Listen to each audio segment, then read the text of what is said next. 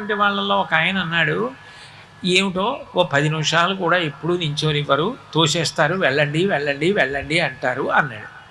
నేను నిజమే కదా, పాపం అలా అనిపిస్తుంది కదా అనుకున్నాను. ఇంకొక ఆయన కళ్ళు ఎత్తుకుంటున్నాడు.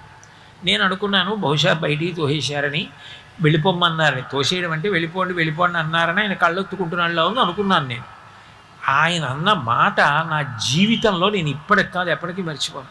ఆయన అన్నాడు, శ్రీచక్రం టీవీ ఎప్పటి నుంచి నించున్నాడు, కింద నించుంటే నాలాంటి వాళ్ళు కనపడరని ఆ పద్మపీఠం మీద కాలు కదపకుండా అలాగే నించున్నాడు కదా, నించుని కాళ్ళు నొప్పెట్టవా స్వామి, ఒక్క 10 నిమిషాలు నీ కాళ్ళు పట్టే అనుగ్రహం ఇవ్వవయ్యా, ఎంత నిలబడ్డావయ్యా మా కోసం, నిలబడి మమ్మల్ని చూస్తూ అలా ఉండిపోయావా, మేము కనపడలేదు అంటామేమోనని మా కోసం ఆ పీఠం ఎక్కి అలా నించున్నావా, ఆ ఇరుకులో